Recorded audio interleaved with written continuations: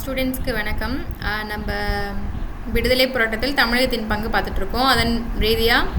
அதன்படி நம்ம நிறைய இயக்கங்கள் பார்த்துட்டு வந்துட்டுருக்கோம். ஸோ அதில் ஒத்துழையாமை இயக்கத்தை அதன் தொடர்ச்சியாக தான் சௌரி சௌரா சம்பவம் வரிகொடா இயக்கத்தின் காரணமாக நடந்துச்சு. ஸோ அதனால் ஒத்துழையாமை இயக்கத்தை வாபஸ் வாங்கிறாரு காந்தி, சரிங்களா? ஸோ அதனால தான் அரசியல் என்ன ஆகுதுன்னு சொன்னேன், மாற்றத்தை விரும்புவோர் மாற்றத்தை விரும்பாதோர் அப்படின்னு சொல்லிட்டு 2 கேட்டகரியில் பிரிகிறாங்க. ஸோ அப்போ மாற்றத்தை விரும்புவோர் அப்படிங்கிறவங்க தான் சுயராஜ்ய கட்சி உருவாக்குறாங்க. ஸோ அது யாருன்னு பார்த்தீங்கன்னா சிஆர் தாஸ், அவரோட ஃபுல் நேம் சித்தரஞ்சன் தாஸ்ன்னு சொல்லுவோம். அப்புறம் மோதிலால் நேரு, இவங்க தான் சுயராஜ்ய கட்சி உருவாக்குறாங்க. ஓகேவா? ஸோ அப்போ மாற்றத்தை விரும்பாதோர்னா காந்தி பின்னாடி இருக்கிறவங்க, அவங்க ராஜாஜி, ஸோ காந்தி, கஸ்தூரி ரங்கன், எம்ஏ அன்சாரி, இவங்கெல்லாம் என்ன பண்ணுறாங்கன்னா காந்தியை ஃபாலோ பண்ணுறாங்க, சரியா? ஸோ அப்போ கஸ்தூரி ரங்கன், எம்ஏ அன்சாரிலாம் இங்கே தமிழகத்தில் சம்மந்தப்பட்டவங்க தான். ஸோ அப்போ சுயராஜ்ய கட்சி எப்போ உருவாக்கப்படுது? 1923 ஜனவரி 1 உருவாக்கப்படுது.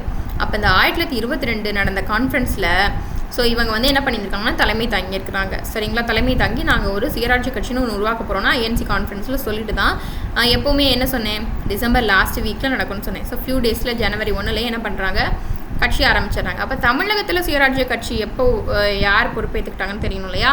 ஸோ 2 பேர். So S Srinivasan, S Sathyamurthy, இவங்க 2 பேர் ரொம்ப முக்கியம், நல்லா கவனிச்சுக்கோங்க. சுயராஜ்ய கட்சி தமிழகத்தில் யார் பொறுப்பேற்றுக்கிறாங்கன்னா so S Srinivasan, S Sathyamurthy, இவங்க தான் சுயராஜ்ய கட்சிக்கு தலைமை தாங்கினவங்க தமிழ்நாட்டில். ஓகேவா? ஸோ இது உங்களுக்கு இம்பார்ட்டண்ட்டு. அடுத்த இன்சிடெண்ட்டுக்கு வந்துடலாம். ஸோ 1927 நீல் சிலை அகற்றும் போராட்டம்னு ஒன்று நடக்குது. ஸோ இந்த நீல் சிலை அகற்றும் போராட்டம்னா நீல் அப்படின்னா யாருன்னா ஜேம்ஸ் நீல், சரிங்களா? ஸோ இந்த நீல் அப்படிங்கிறவங்க 1857 ரிவோல்ட்டை பார்ட்டிசிபேட் பண்ணவங்க, சரிங்களா? கான்பூர் படுகொலையில் சம்மந்தப்பட்ட ஒருத்தவர், பிரிட்டிஷோட ஒரு போலீஸ், சரிங்களா? ஸோ அவருக்கு சிலை வச்சுருப்பாங்க இங்கே நம்ம சென்னையில் மதராஸ் மாகாணத்தில். அந்த சிலை அப்படிங்கிறத அகற்ற சொல்லி நம்மளுடைய இந்தியர்கள் கேட்பாங்க. ஏன் அப்படின்னா அந்த கான்பூர் படுகொலையை பற்றி தெரிஞ்சாதான் உங்களுக்கு அப்போ நீல் நல்லவரா கெட்டவரான்னு தெரியும். ஸோ அந்த கான்பூர் படுகொலையில் பிரிட்டிஷ்க்கு ஃபேவராக இருந்தவர் தான் அந்த நீல். மக்கள் போராடி நிறைய சண்டை போடுவாங்க. ஸோ பிரிட்டிஷோட ஆளுங்களையும் மக்கள் கொள்வாங்க. ஸோ மக்களையும் இந்த பிரிட்டிஷ் ஃபுல்லாக நிறைய பேர் கொண்டிருப்பாங்க. ஸோ அப்போது இந்த கான்பூர் அப்படிங்கிற இடத்துல நடக்கக்கூடிய பிரச்சனையில் மக்கள் பிரிட்டிஷோடைய, அதாவது ஆங்கிலேய பெண்களையும் குழந்தைகளையும் தெரியாமல் கொண்டுடுறாங்க, சரிங்களா? ஏன்னா எல்லாமே எங்களோட ஆளுங்களை நீங்கள் பண்ணிங்கன்னா நாங்கள் உங்களோட ஆளுங்களை கொள்வோண்டாங்கிற மாதிரி தான். அதனால ரொம்ப கோபமான இந்த ஜேம்ஸ் நீல் அப்படிங்கிறவங்க ரொம்ப கடுமையாக எல்லாரையும் தாக்க ஆரம்பித்தாங்க. ஸோ அவங்க கையில் இருக்கக்கூடிய லத்தின்னு சொல்லுவோம் இல்லையா, அது மூலியமாக ஃபுல்லாக அப்படி அடிச்சே கொன்னார் ஜேம்ஸ் நீல், கொன்னாங்க, சரிங்களா? ஸோ அதனால் அப்படிப்பட்டவங்களுக்கு அப்போதைக்கு டைமில் என்ன பண்ணியிருக்காங்க அப்படின்னா பிரிட்டிஷ் வச்ச சிலை தான் இந்த நீலோட சிலை. இது எங்கள் மக்களை கொன்னவர், இவங்களுக்கு தான் இங்கே சிலை வைக்கக்கூடாதுன்னு சொல்லிட்டு போராடுவாங்க. ஸோ அந்த போராட்டம் எங்கே நடந்திருக்கும்னா சென்னையில் நடந்திருக்கும். அதுக்கு தலைமை தாங்கினவங்க யாருன்னா எஸ்என் சோமையாஜுலு அப்படிங்கிறவர். ஸோ சென்னையில் நடந்த போராட்டத்துக்கு யார் தலைமை தாங்கியிருப்பாங்க? எஸ்என் சோமையாஜுலு. இவர் எந்த ஊருக்காரனா திருநெல்வேலி. இவர் திருநெல்வேலியை சேர்ந்தவர், ஓகேவா? ஸோ நான் உங்களுக்கு சொல்கிறேன், ஏன்னா கொஷின் வைஸ் போனோன்னா ஃபுல் அண்ட் ஃபுல் டாபிக் முடிக்க முடியாது. ஸோ கொஷினையும் பார்ப்போம். ஸோ உங்களுக்கு பிடிஎஃப் வச்சு நான் எடுத்துகிட்டு போகிறேன், பட் கிளாஸையும் கவனிச்சுக்கோங்க, ஓகேவா? ஸோ இதுக்கு காந்தி ஆதரவு கொடுக்குறாங்க. ஸோ இது இந்த டைமில் 27 அது அகற்றப்படலை. லேட்டராக காங்கிரஸ் ஆட்சிக்கு வந்திருப்பாங்க 1937. ஸோ அப்போ தான் நல்லா கவனிச்சுக்கோங்க, தமிழகத்தில் 1920 37 வரைக்கும் நீதி கட்சி இருந்திருக்கும். நீதி கட்சியில் 23 சுயராட்சி கட்சி உருவானாலும் அப்பப்போ அவங்க போட்டி போட்டு வின் பண்ணிட்டே இருப்பாங்க. ஆனால் எதுலேயுமே அவங்க பதவி ஏற்க மாட்டாங்க. சுயராட்சி கட்சி அவங்க வாபஸ் வாங்கிக்குவாங்க. ஸோ பதவியிலேருந்து விலகிடுவாங்க. அதனால தான் நீதி கட்சி தேய்ச்சிட்டே இருக்கும். கடைசியாக காங்கிரஸ் எப்போ போட்டி போடுதோ அப்போ காங்கிரஸ் தான் வின் பண்ணும், சரிங்களா? ஏன் காங்கிரஸ் நடுவில் வின் பண்ணவே இல்லைன்னா அவங்க ஒத்துழையாமை இயக்கத்தில் பார்ட்டிசிபேட் பண்ணாங்க. ஸோ நிறைய விஷயங்களை அவங்க பண்ணிகிட்டே இருக்கனால அதில் அரசியலில் அவங்க ஈடுபடலை. ஸோ அதனால் 37 ராஜாஜி காங்கிரஸ் அப்பா போட்டிட்டு ஜெயிப்பார். அப்போ தான் நீல் சிலை அகற்றப்படுது. இது ஒரு இன்சிடென்ட், ஓகேவா? அடுத்து பாருங்கள், 1927 தான் இந்திய அளவில் சைமன் கமிஷன் புறக்கணிச்சிருப்பாங்க. இங்கே நான் சொன்னேன் இந்திய அளவில் வந்திருக்கலாம், போயிருக்கிற டேட்டா வேறு. தமிழகத்தில் வந்திருக்கிறத பாருங்கள். சைமன் கமிஷன் ஒன்று இருக்குப்பா. ஸோ சைமன் கமிஷன்னா என்னென்னு நான் சொல்கிறேன். அப்போ சைமன் குழுவோட எதிர்ப்பை இந்திய அளவில் எப்போ ஃபேஸ் பண்ணாங்க அப்படின்னு பார்த்தீங்கன்னா 1927 நவம்பர் 8 பட் தமிழகத்தில் அவங்க எப்போ வந்திருக்காங்கன்னா 1929 February 18 தான் வந்திருக்காங்க. மேம் 2 வருஷம் என் கேப் விட்டுருக்காங்க அப்படின்னா 2 வருஷம் கழிச்சு தான் வந்திருக்காங்க. ஏன்னா அப்போ அங்கே சொல்லி நிறைவேறாது, இங்கேனாவது வந்து மெட்ராஸ் மாகாணத்தில் நிறைவேறுமான்னு பார்க்குறாங்க, அப்பயும் வரல. 1929 February 18. நமக்கு தேவையானது நம்ம யூனிட் 6 பார்த்துட்ருக்கோம் தமிழகம் சார்பாக. அப்போ நமக்கு February 18ங்கிற டேட்டா தேவையானது. சரிங்களா?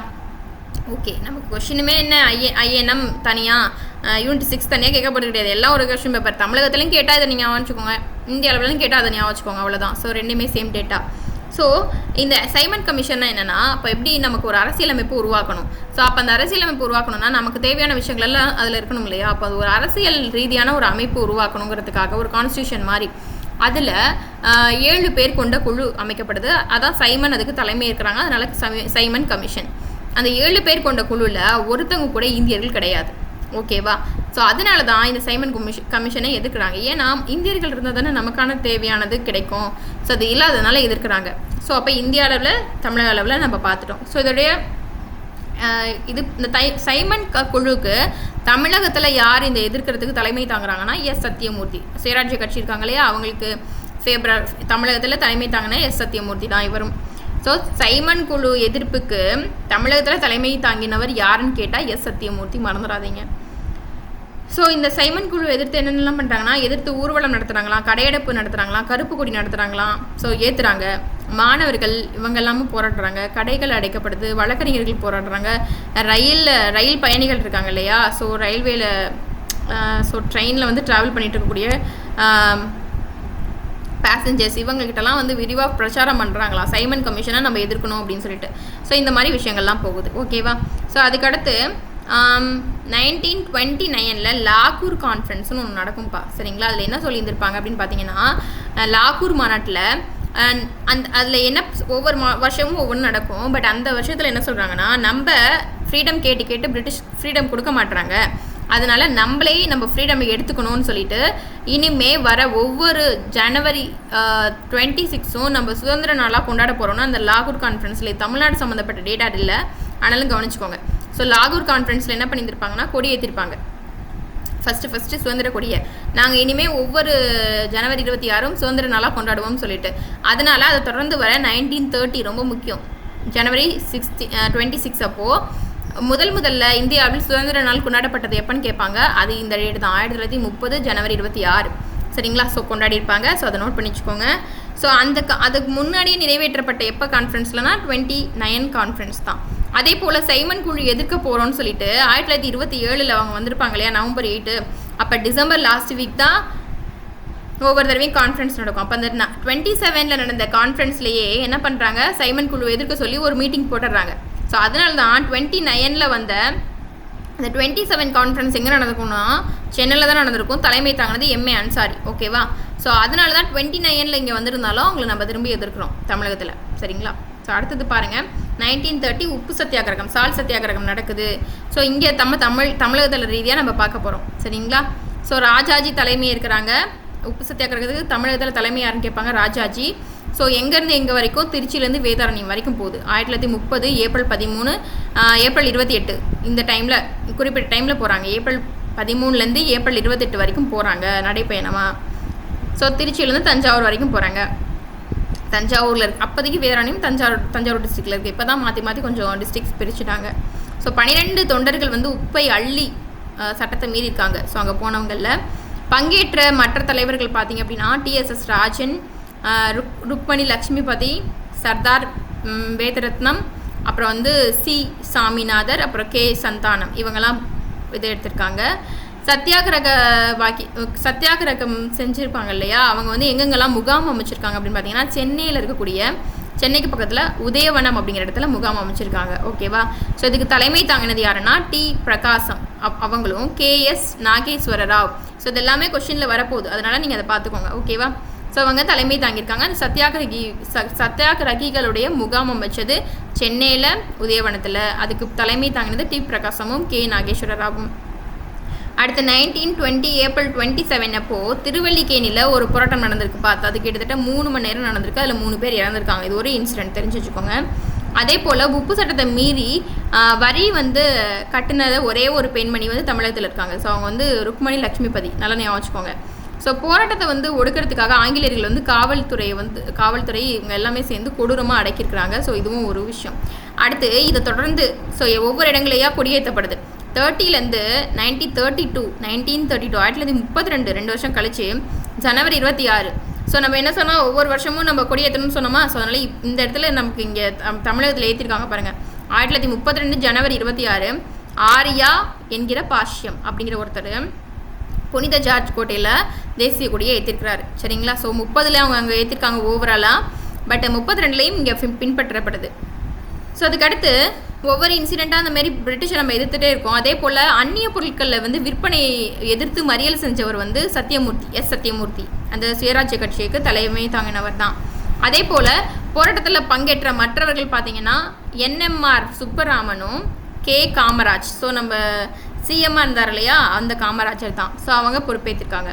ஸோ இதுக்கப்புறம் பார்த்தீங்கன்னா திருப்பூர் போராட்டம்னு ஒன்று நடந்திருக்கு பிரிட்டிஷ் எதிர்த்து. சரிங்களா. ஸோ அதெல்லாம் நம்ம பார்ப்போம். நம்ம இப்போ ஒவ்வொரு கொஷின்ஸாக நம்ம ஃபாலோ பண்ணிவிட்டு அதுக்கப்புறம் பார்ப்போம். ஸோ இதில் வந்து கிட்டத்தட்ட பெரியார் பற்றி நடுவில் வருது இல்லையா. ஸோ பெரியார் பற்றி வரதெல்லாம் நம்ம என்ன பண்ணலாம்னா பெரியாரோட இன்சிடெண்ட்டில் நம்ம பார்த்துக்கலாம். சரிங்களா. ஸோ இதை ஜஸ்ட்டு பாருங்கள். நம்ம 74வது கொஷினுக்கு அப்புறம் மற்றது அடுத்தது எங்கே போகிறோம் அப்படின்னா 80வது கொஷினுக்கு போகிறோம். ஏன்னா அதுதான் நமக்கு தேவையானது. ஸோ சுயமரியாதை வேறு, சுயராஜ்ய கட்சி வேறு. சுயமரியாதை இயக்கத்தை உருவாக்கினவர் தான் பெரியார். அவர் 1925 உருவாக்கியிருக்கிறாரு.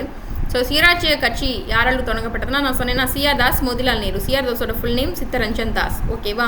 ஸோ அடுத்து பாருங்கள். தமிழ்நாட்டில் சுயராஜ்ய கட்சிக்கு ஆதரவு தெரிவித்தவர்கள் நான் சொன்னேன்னா ஸ்ரீனிவாசன், சத்தியமூர்த்தி. ஸோ அதான் 81 கொஸ்டின். இப்போ நீங்கள் PDF கவனிக்க ஆரம்பிக்கலாம்.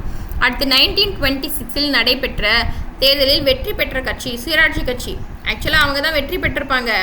அப்புறம் வந்து சுயேட்சை வேட்பாளராக இருந்தவர் வந்து P. சுப்பராயன். அவங்களுடைய வந்து இவங்க சுயராட்சி கட்சி வந்து வாபஸ் வாங்கினதுனால இந்த சுப்பராயனுடைய கூட்டு வச்சுக்கிட்டு என்ன பண்ணுவாங்க. இப்போ எக்ஸாம்பிள் நமக்கு சேர்த்து நமக்கு ஒன்று சொல்லுவாங்க. 2 பேரும் சேர்ந்து வந்து ஜாயின் பண்ணி ஆட்சி அமைப்பாங்க இல்லையா. ஸோ அதுதான் அது. சுப்ராயன் வழியாக யார் ஆட்சி அமைப்பாங்க அப்படின்னா நீதி கட்சி தான் திரும்பியும் ஆட்சி அமைக்கும். ஆனால் 26ல் ஜெயிச்சது சுயராட்சி கட்சி தான். அடுத்து சென்னையில் யாருடைய தலைமையில் சைமன் குழு எதிர்ப்பு நடந்துச்சுன்னா அதுவும் சத்தியமூர்த்தி. நான் சொன்னேன்னா சைமன் குழு சென்னைக்கு வந்தது எப்போ அப்படின்னா 1929 February 18. அதையும் நான் உங்களுக்கு சொன்னது தான். அடுத்தது பாருங்கள்.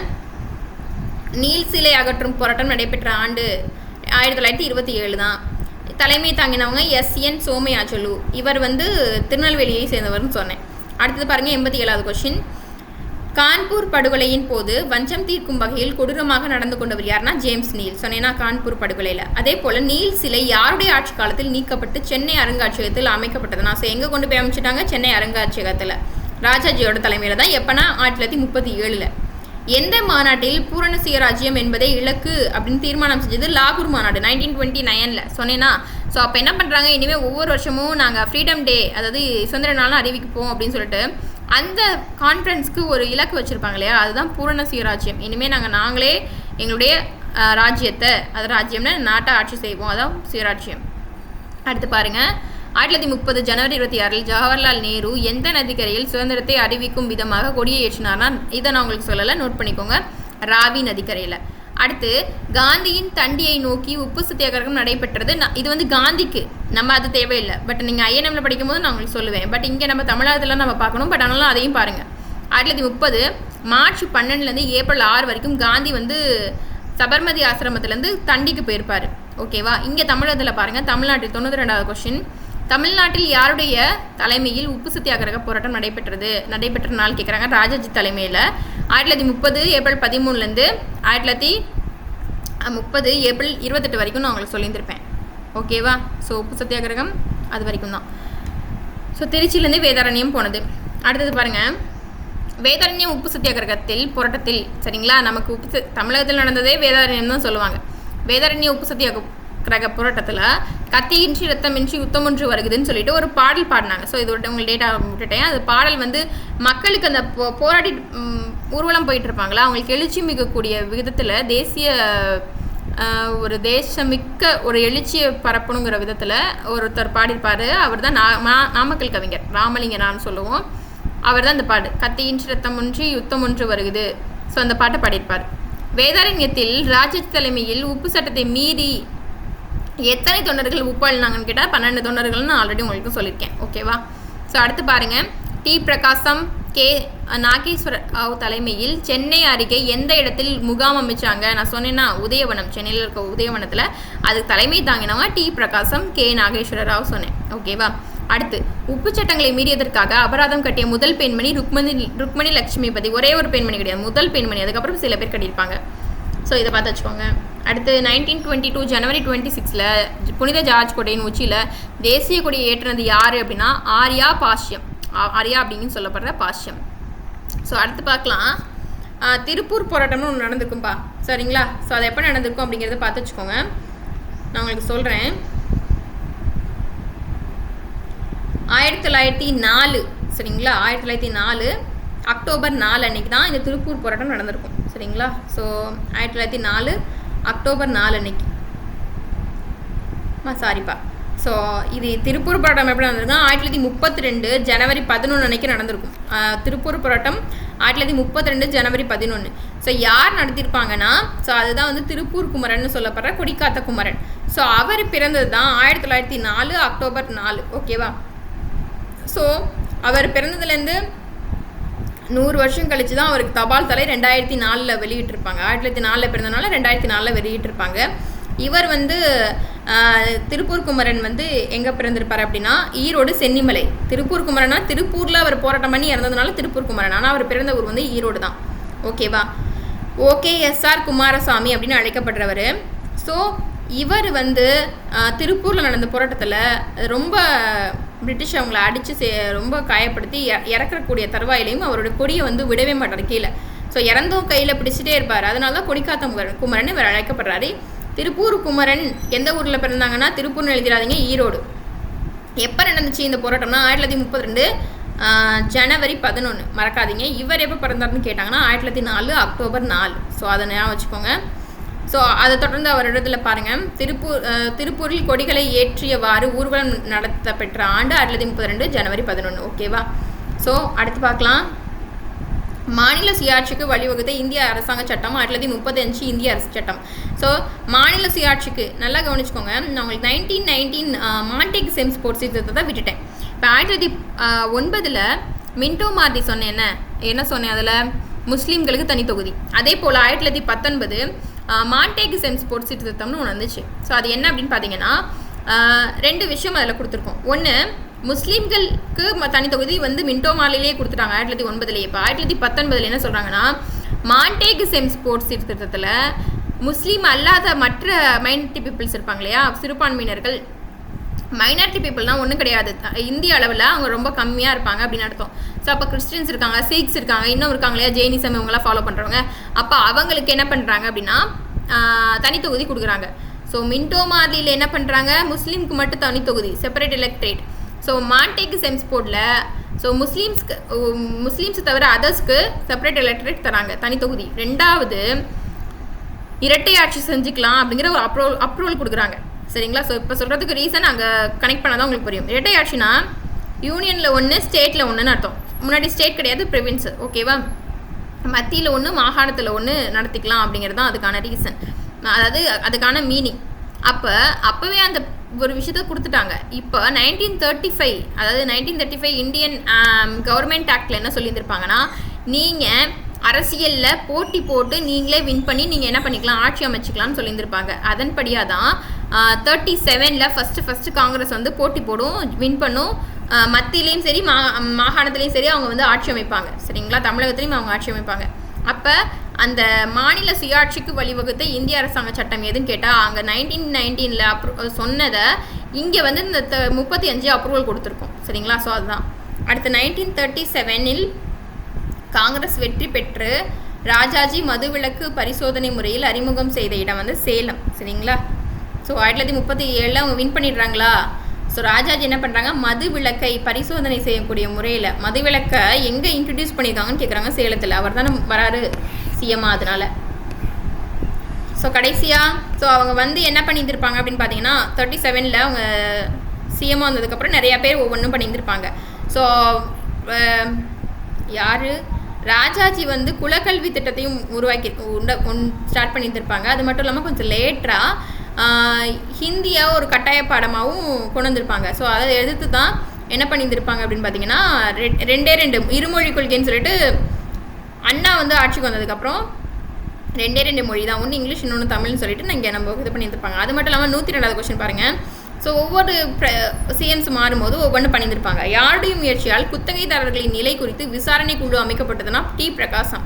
ஸோ நம்ம ஒரு இயர் வைஸ் பார்ப்போம் சரிங்களா. இதுக்கப்புறம் வரதில் நீதி கட்சிக்கு அப்புறம் 1937 1920 to 37 வரைக்கும் நீதி கட்சி இருப்பாங்க. அவங்கள பற்றி நம்ம ஆர்டராக யார் யார் வந்தாங்கன்னு பார்க்க போகிறோம். 37க்கு அப்புறம் யார் யார் இருக்காங்கன்னு நம்ம பார்க்க போகிறோம். ஸோ அதனால் நம்ம அதெல்லாம் பார்ப்போம் சரிங்களா. ஸோ அதே போல் மதுரை ஹரிஜன சேவாக் சங்கம் அப்படின்னு ஒன்று உருவாக்கப்படுதுப்பா. அந்த சங்கத்துக்கு தலைமை தாங்கினவர் வந்து வைத்தியநாதர். அதோட செயலர் வந்து LN கோபாலசாமி. ஸோ இது ஒரு இன்சிடென்ட், நல்லா கவனிச்சுக்கோங்க. ஸோ இது 1939 ஜூலை 9 ஹரிஜன மக்கள் வந்து மீனாட்சி அம்மன் கோயில் இருக்கு இல்லையா, அங்கே நுழையணும், அதாவது கொஞ்சம் தாழ்த்தப்பட்டவர்கள் அவங்க வந்து உள்ளே நுழையணும்னு சொல்லிட்டு போராடிருப்பாங்க. அதுதான் இந்த ஒரு இன்சிடென்ட்டு. ஸோ இந்த ஹரிஜன சேவாக் சங்கம் எந்தெந்த சட்டங்களெல்லாம் வந்து கொண்டு வந்துச்சுன்னு பார்த்தீங்கன்னா, கோவில் நுழைவு அங்கீகார சட்டம், கோவில் நுழைவு இழப்பீடு சட்டம் சொல்லிட்டு 2 சட்டங்களை கொண்டு வராங்க சரிங்களா. ஸோ அது அங்கே இருக்குது. அதே போல் இந்திய எதிர்ப்பு போராட்டம் வந்து 1937 நடக்குது சரிங்களா. ஸோ அந்த 37 2 பேர் இறக்குறாங்க இந்த பிரச்சனைக்காக சரிங்களா.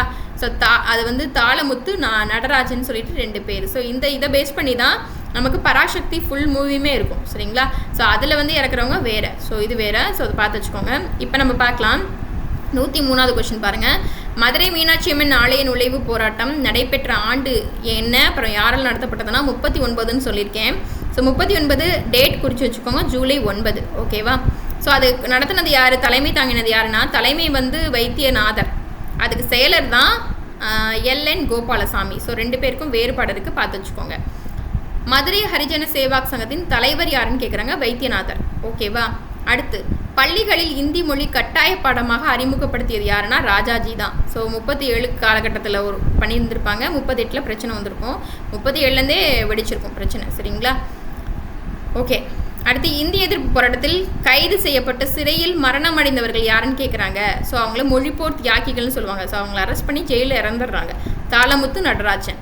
அடுத்து வெள்ளையனே வெளியேறு மட்டும்தான் நம்ம தமிழகத்தில் அதுக்கப்புறம் இருந்த ஒரே ஒரு இது. ஸோ வெள்ளையனே இதில் பார்த்துச்சுக்கோங்க. 107வது கொஸ்டின். வெள்ளையனே வெளியேறு தீர்மானம் நிறைவேற்றப்பட்ட ஆண்டு 1942 ஆகஸ்ட் 8 பம்பாய் மாநாட்டில் தான் நிறைவேற்றப்பட்டிருக்கு. ரொம்ப இம்பார்ட்டன்ட், மோஸ்ட் இம்பார்ட்டன்ட். இதையும் ப்ரீவியஸ் கொஸ்டின் பேப்பரில் கேட்டிருக்காங்க, எந்த மாநாட்டில் வெள்ளையனே வெளியேறு தீர்மானம் நிறைவேற்றப்படுதுன்னு சொல்லிட்டு. ஸோ அது மோஸ்ட் இம்பார்ட்டன்ட். அடுத்து வெள்ளையனே வெளியேறு இயக்கத்தின் போது இராணுவத்துடனான காங்கிரஸ் தொண்டர்களின் மோதல் நடைபெற்ற இடம் எது அப்படின்னா மதுரை. ஸோ நிறைய டேட்டாஸ் இருக்குன்னு உங்களுக்கு சொல்கிறேன். ஸோ இராணுவத்தோட வந்து இந்த வெள்ளையனே வெளியேறு இயக்க வாதிகள் வந்து, அதாவது இராணுவத்துடன் காங்கிரஸ் தொண்டர்கள் மோதினது வந்து மதுரையில் சரிங்களா. ஸோ இதை வந்து காந்தி தான் அறிவிச்சிருப்பாங்க ஸ்டார்ட் பண்ணலான்னு சொல்லிட்டு. ஸோ ஃபஸ்ட்டு இந்த வெள்ளையனே வெளியேறுக்கு யார் தலைமை தாங்குறாங்க அப்படின்னா ராஜாஜியும் சத்தியமூர்த்தியும் சரிங்களா. ராஜாஜி வந்து காங்கிரஸ், சத்தியமூர்த்தி சுயராஜ்ய கட்சி. அவங்க நிறைய துண்டு பிரசுரம்லாம் அந்த ஒரு எப்படி சொல்கிறது பேம்ப்ளெட்ஸ் மாதிரி மக்களுக்கு கொடுத்து அவங்கள போராட்ட சொல்கிறாங்க. பட் அவங்கள வந்து பிரிட்டிஷ் கைது பண்ணி ஜெயிலில் போட்டுட்டுறதுனால அடுத்து காமராஜர், காமராஜர் இருக்கார் இல்லையா நம்மளோட எக்ஸிஎம். ஸோ ஃபேமஸாக இருந்தது காமராஜர் தான். அவர் வந்து மக்களை ஒன்று திரட்டுறாரு போராட்டத்துக்காக. செகண்டாக தலைமையேற்றவர் அங்கே அவர் தான். அடுத்து போராட்டங்கள் பரவின இடங்கள் பாருங்கள், பக்கிங்காம், அப்புறம் வந்து கர்நாடிக் மில். இந்த கர்நாடிக் மில் வந்து பார்ட் ஆஃப் தி பக்கிங்காம் தான். எல்லாமே நம்ம சென்னையை சுற்றி இருந்தக்கூடிய இடங்கள் தான். ஏன்னா முன்னாடி கர்நாடகா அப்புறம் வந்து ஆந்திரா எல்லா பகுதியும் தானே ஒன்றா இருந்துச்சு. ஸோ இதெல்லாம் நம்ம தமிழ்நாட்டை தாண்டி கொஞ்சம் இருந்த ஸ்பேஸ். அப்புறம் சென்னை ஃபோர்ட்டு, அப்புறம் வேலூர் கால்வாய். ஸோ இதெல்லாம் வேலூர், அப்புறம் பணப்பாக்கம் பக்கிங்காம் அப்படிங்கிறது ஒரு கால்வாய்ப்பா சரிங்களா, ஒரு கால்வாய். அப்புறம் வேலூர், பணப்பாக்கம் இந்த மாதிரி இடங்களெல்லாம் பிரச்சனைகள் பரவிச்சு. அது மட்டும் இல்லாமல் சூலூர் விமான நிலையம் எங்கே இருக்குன்னா கோயம்புத்தூரில் இருக்குது. ஸோ சூலூர் ஏர்போர்ட்டு, அப்புறம் வந்து கோயம்புத்தூர் ரயில்வே ஸ்டேஷன், அப்புறம் மதுரையில் வந்து நான் சொன்னேன் இல்லையா அந்த டேட்டா, மதுரையில் வந்து இராணுவத்தோட காங்கிரஸ் தொண்டர்கள் வந்து போராடிருக்காங்க. ஸோ இந்த ஒரு இன்சிடென்ட் நடந்திருக்கு. அப்புறம் ராஜபாளையம், காரைக்குடி, தேவக்கோட்டை இந்த மாதிரி இடங்களெல்லாம் காவலர்கள் துப்பாக்கி சூடு நடத்திருக்காங்களாம். இது ரொம்ப பெரிய போராட்டம் நடந்ததுனால தான் என்னவாகுது அப்படின்னு பார்த்தீங்கன்னா ஆண்களும் பெண்களும் நிறையா பேர் போய் இராணுவத்தில் சேர்றாங்களாம். ஏன்னா இராணுவத்தினர் ரொம்ப பவர்ஃபுல் அப்படிங்கிறனால நம்மளும் இராணுவத்தில் சேரணும் இந்தியாவுக்காக அப்படின்னு சொல்லிட்டு இந்திய தேசிய இராணுவத்தில் மேக்ஸிமம் தமிழகத்துலேருந்து போயிருந்திருப்பாங்க. பெண்களாக இருக்கட்டும் ஆண்களாக இருக்கட்டும் இந்த வெள்ளையனை வெளியேறதுக்கு அப்புறமாடி தான் இந்த இயக்கத்துக்கு அப்புறம். ஸோ லாஸ்ட்டில் இப்போ நமக்கு தமிழகத்தில் இதுதான் பண்ணியிருந்திருக்கோம். இன்னமும் வந்து ஐஎன்எம் ரிலேட்டடாக வந்து நிறையா இருக்குது. ஸோ அதுக்கப்புறமாட்டி உங்களுக்கு வந்து தேவல் பிளானு, அப்புறம் வந்து சிம்லா மாநாடு, இன்ட்ரீம் கவர்மெண்ட்டு, மவுண்ட்பேட்டன் திட்டம், அப்புறம் அதுக்கு முன்னாடி வந்து அந்த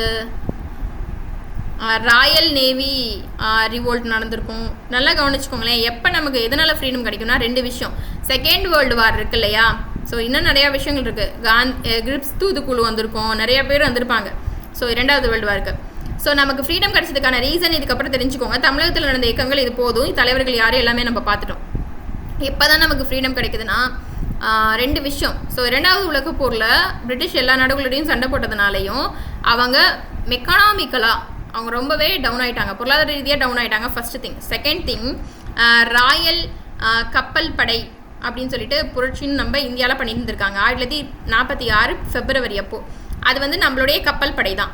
அவங்க வந்து மற்ற இன்னமும் சமிக்கை படை மற்றவங்களுடைய கூட்டு சேர்ந்துக்கிட்டு பிரிட்டிஷ் என்ன பண்ணிடுறாங்கன்னா அந்த சோல்ஜர்ஸை ஃபுல்லாக வந்து என்ன பண்ணிடுறாங்க, தோக்கடிச்சிடுறாங்க. ஸோ பிரிட்டிஷ் ஃபைனலாக யார்கிட்ட போய் ஹெல்ப் கேட்குதுன்னா ஜப்பான் கிட்ட காலடியில் போய் விழுந்துருது. ஆக்சுவலாக பிரிட்டிஷ்க்கு ஜப்பானுக்கும் ஒத்தே வராது, 2 பேரும் ஆப்போசிட். பட் இந்த அளவுக்கு லோவானதுனால தெரிய வருது இவங்களை நம்ம இனிமேல் சீக்கிரம் போராடி எதிர்த்துடலான்னு சொல்லிட்டு. So second thing. Third thing, இங்கிலாந்தில் வந்து புதிய லேபர் பார்ட்டி வந்து ஒருத்தவங்க வின் பண்ணிடுவாங்க. நியூ லேபர் பார்ட்டி, புதிய தொழிலாளர் கட்சின்னு ஒன்று வந்து அவங்க வின் பண்ணிடுவாங்க.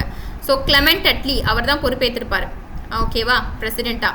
ஸோ இந்த ரீசன்னால் தான் என்ன இருக்கும் அப்படின்னு பார்த்தீங்கன்னா இந்த ரீசன்னால் நமக்கு ஃப்ரீடம் கொடுக்கணும்னு சொல்லுவாங்க. அதான் மவுண்ட்பேட்டன் திட்டம்படி அவங்களுக்கு நாங்கள் ஃப்ரீடம் கொடுக்கறதுக்கு முன்னாடி இன்ட்ரீம் கவர்மெண்ட் நீங்கள் பண்ணணும்னு சொல்லுவாங்க. ஸோ அதெல்லாம் பண்ணி முடிச்சதுக்கப்புறம் மவுண்ட்பேட்டன் திட்டம் ஒன்று போட்டு நமக்கு என்ன பண்ணியிருந்திருப்பாங்க.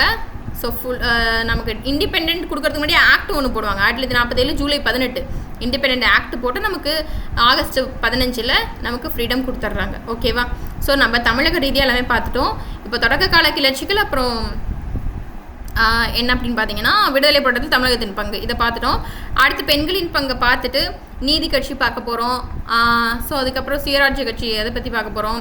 அப்புறம் காங்கிரஸோடைய யார் யார் சிஎம்ஸ் இருந்தாங்க, அவங்க என்ன பண்ணாங்க.